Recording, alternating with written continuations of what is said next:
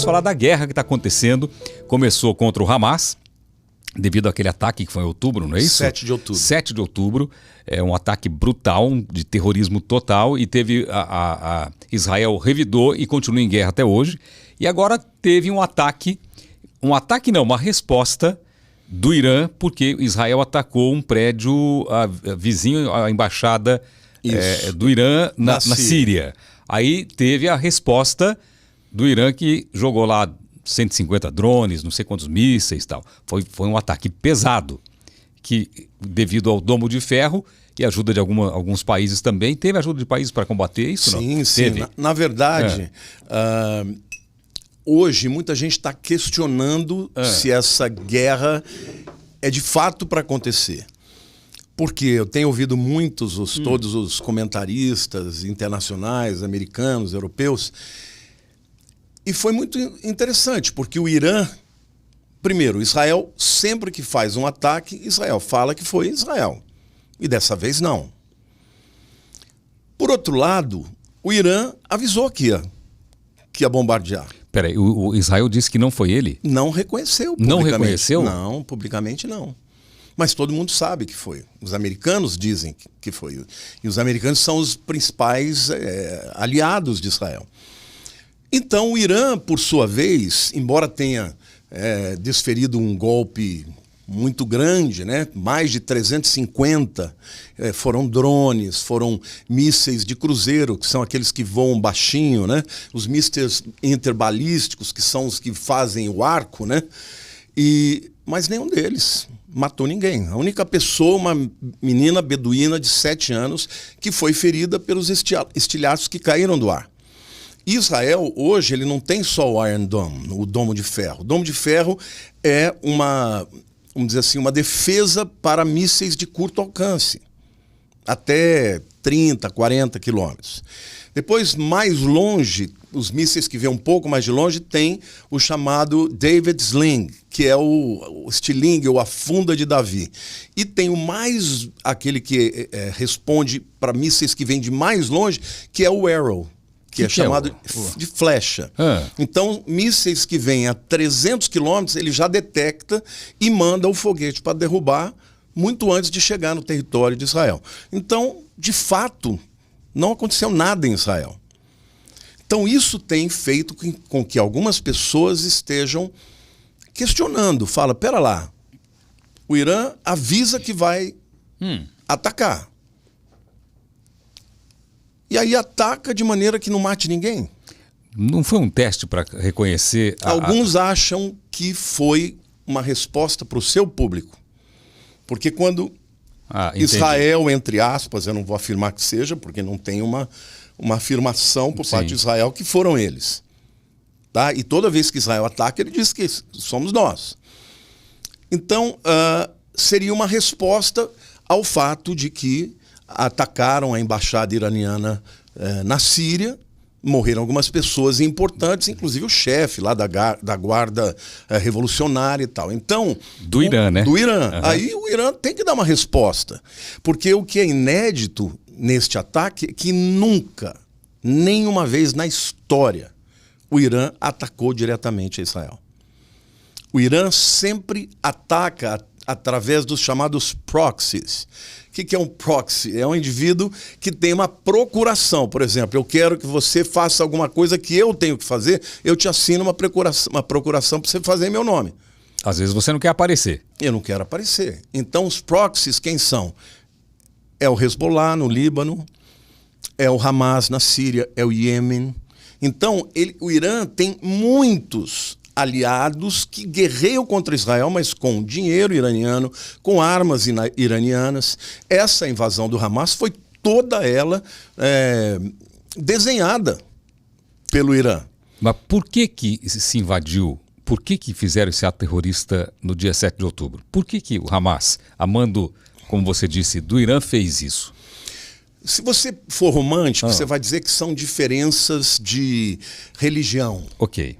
Eu já não acredito mais nisso, entendeu? Porque eu vou muito a Israel, você vê que dentro de Israel você tem o convívio de árabes com cristãos, com judeus, eu já fui 2 vezes para lá, todo mundo convive lá. Você foi alguma vez com um grupo, com caravanas?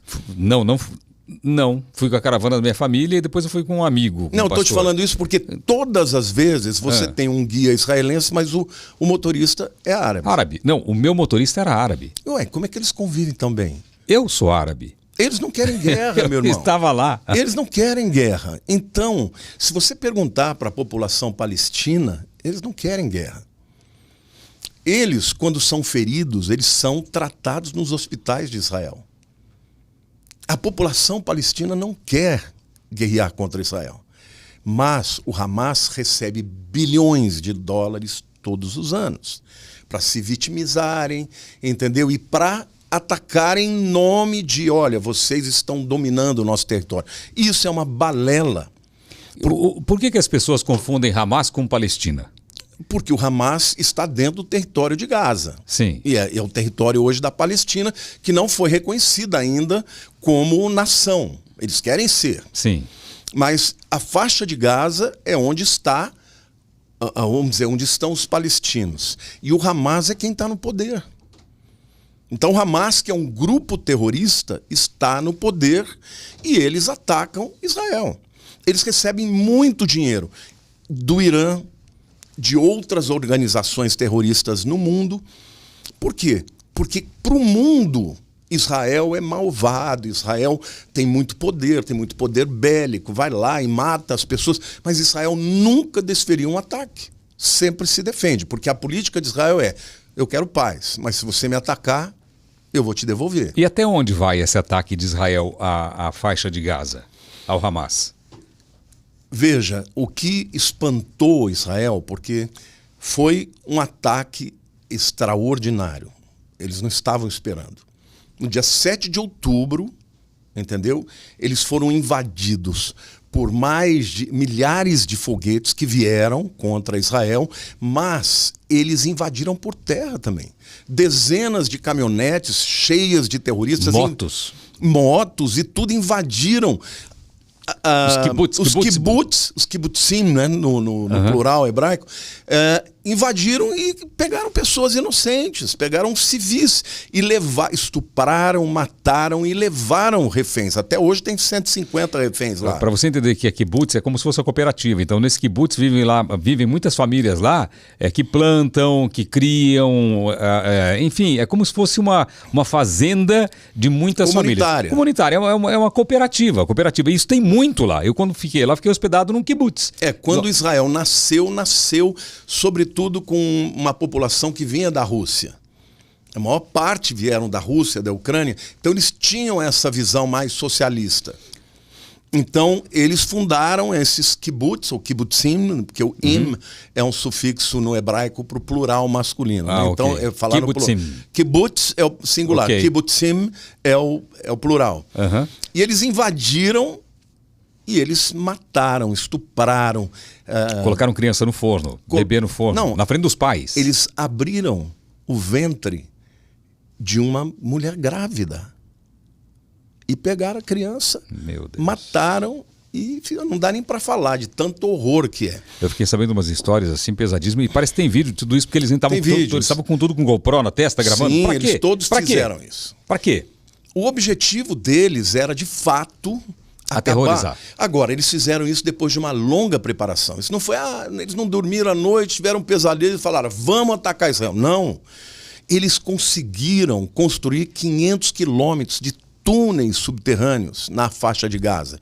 Agora, com que dinheiro? Com dinheiro do mundo que manda dinheiro para eles investirem em infraestrutura, em hospitais e tudo. E eles não fizeram isso. Eles criaram uma rede de túneis que dá mais de 500 quilômetros e estavam com armas, e túnel não é um túnelzinho, túneis enormes, com armas, com mísseis.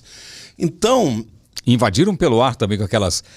com paraquedistas, ultraleve, né? Paraglider, né? Isso. Eles invadiram de todas as maneiras, porque eles sabiam que os mísseis, muito poucos iam passar, porque o domo de ferro é espetacular. Agora, o que eles queriam era escandalizar e provocar Israel. Israel, em seguida, né, ficou assombrado, mas falou, nós temos que atacar. Mas qual é a estratégia do Hamas? Ataca, faz isso, depois se vitimiza, porque o mundo não passa isso. O mundo começa a ter essa narrativa, não, Israel está lá numa terra que não é deles, são invasores, tem que sair. E quando, na verdade, Palestina não existia. Olha, a primeira vez, Celso, que o nome Palestina apareceu foi no ano 135, quando houve uma revolta de um judeu chamado Jesus, ou Yeshua Bar Kova, e o imperador Adriano ficou tão irritado, porque muita gente pensa que os judeus desapareceram completamente no ano 70, quando o general Tito entrou, invadiu, destruiu o templo, né, e matou, fez um banho de sangue. De fato, muita gente morreu ali. Mas sobraram alguns judeus.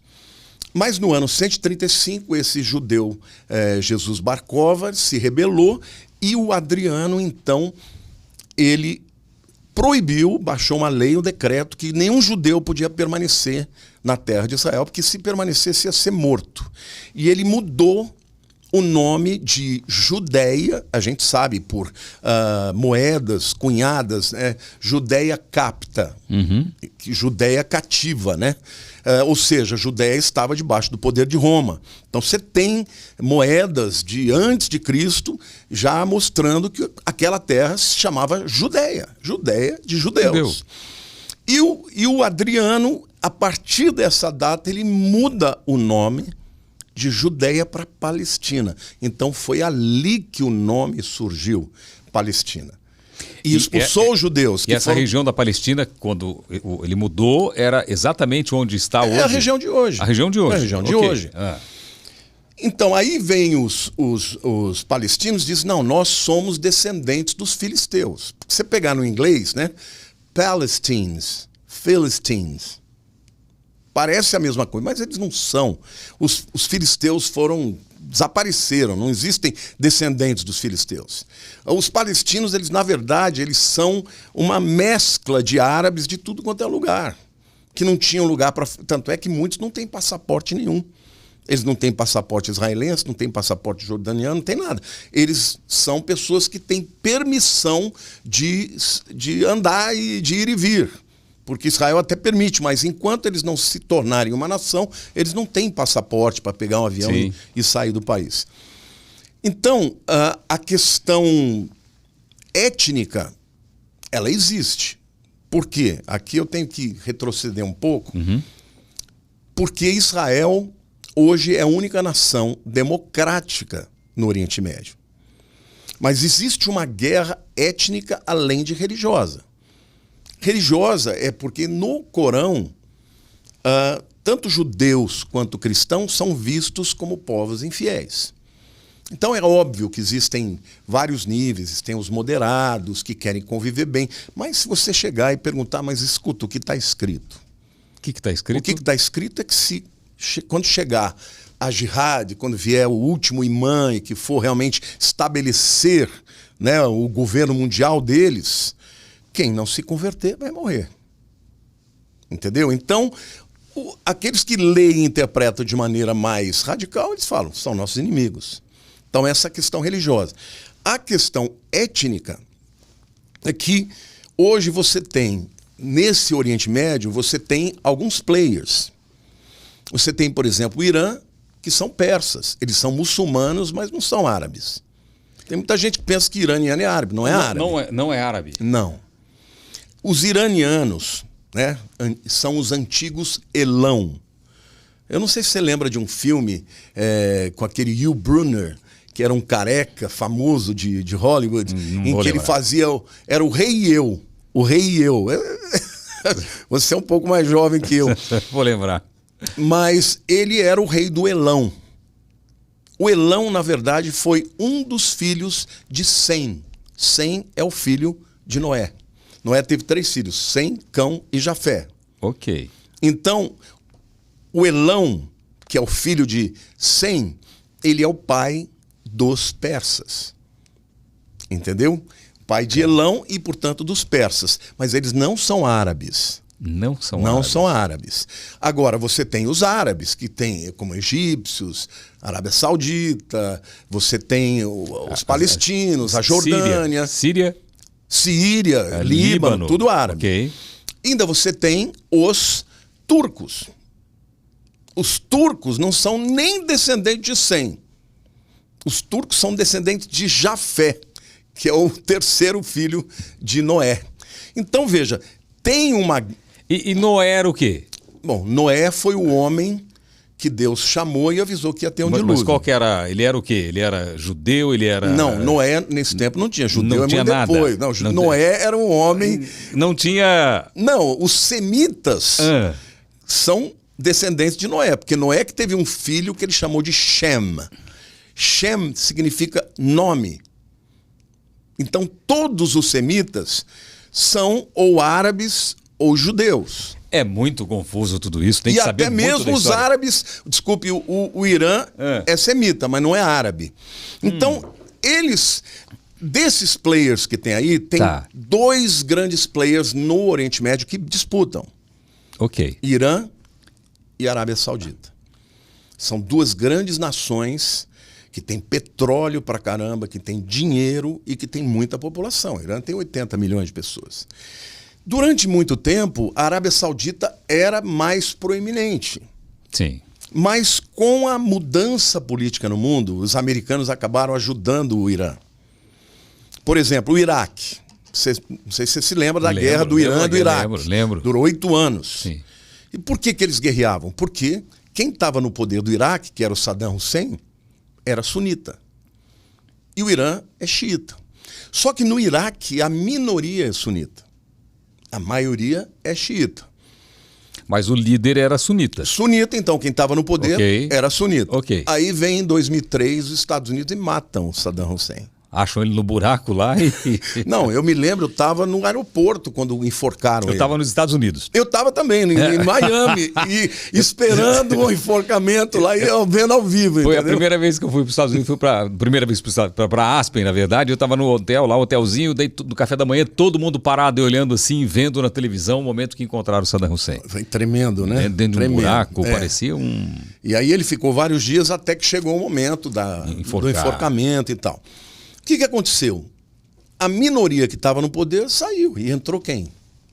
Os xiitas. Agora, os xiitas são aliados de quem? Do Irã. Então o Irã ganhou uma potência no Iraque. E ele foi fazendo assim vários... O Iêmen também. Teve guerras e os xiitas acabaram ganhando. Então, hoje, o Irã ganhou muita força. O Irã hoje, ele tem o Hezbollah, que é um partido terrorista, mas é visto como um partido político. No Líbano. É verdade que eles têm 150 mil mísseis? Quem? O Hezbollah. Não.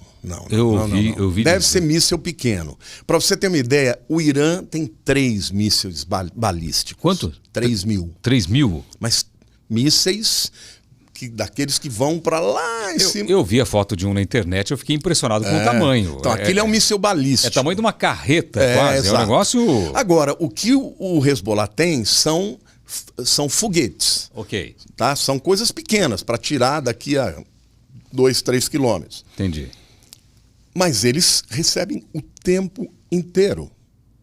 Dinheiro. Neste momento está nublado e a temperatura... Muito obrigado. Não vai cair míssil, tá nublado.